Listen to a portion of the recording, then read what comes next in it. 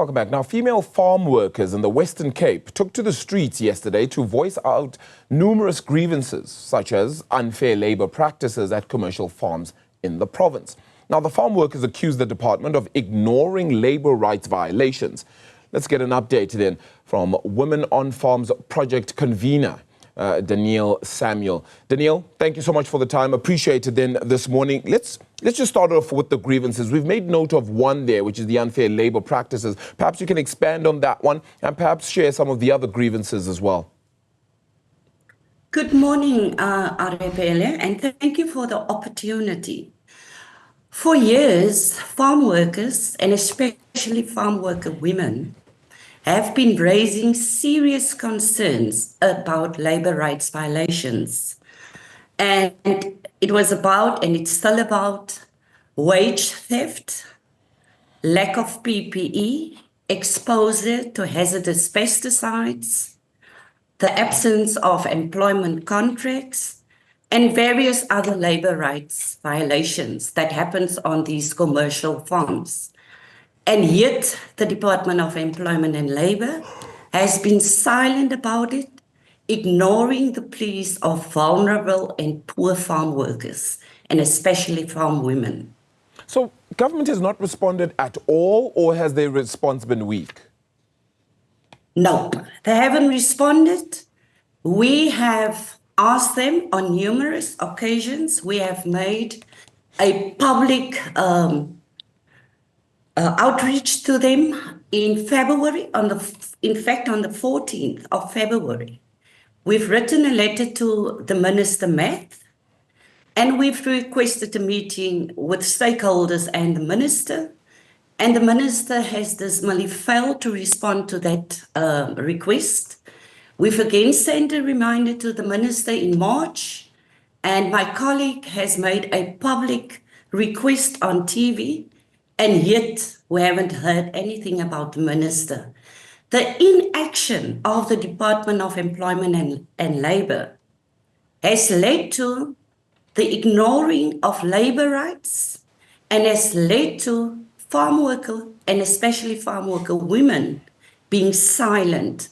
And if government does not enforce these rights, they deny justice to poor and vulnerable farm workers.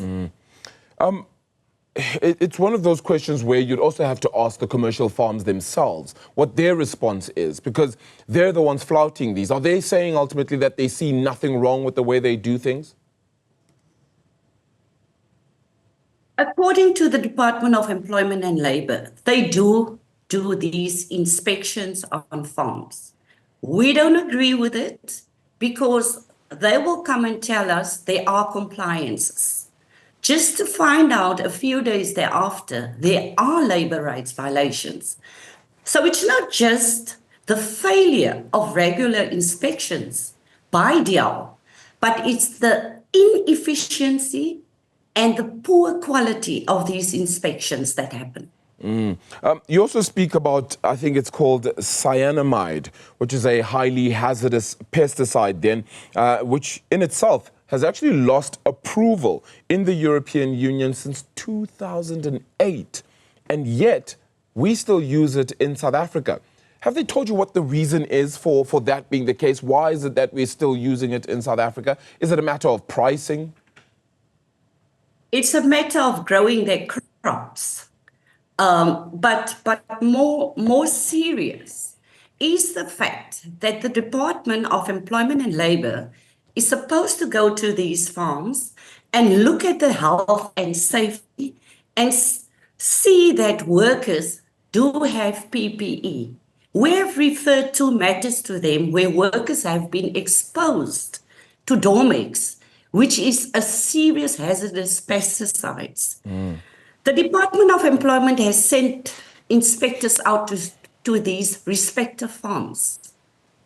They failed to interview the affected workers.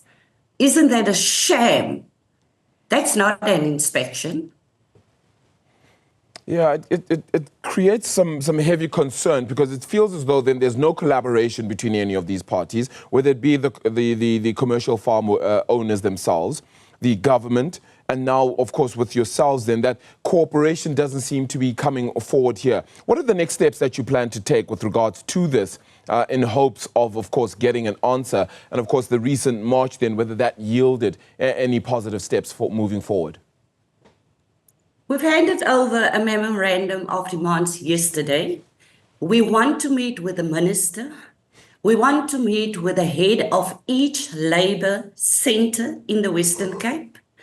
And we don't want promises. We're done with promises. We want enforcement. We want action. Because it's not about under-resourced. It's about unaccountability. The Department of Employment is not accountable. They're not enforcing these labour rights. And by doing so, they are enabling the exploitation of poor workers. And so we are going to monitor each and every labour centre. And we are going, if needs be, we want Parliament to intervene and to have oversight on what is happening on these farms. All right. Well, Denile, I'd be remiss, though, if I didn't get to ask you about your views and your thoughts then on the recently departed 49 Afrikaners, and really not necessarily just about them, but persecution of minority groups in South Africa, particularly farm workers. Your sense of the situation at large?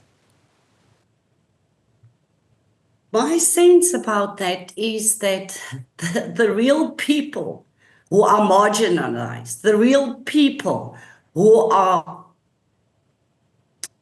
not heard and not seen are farm workers. They are the ones that need to complain, not white Afrikaners. They're opportunists. That's what they are. Do you think that farm workers have ultimately been neglected in South Africa as well, overall?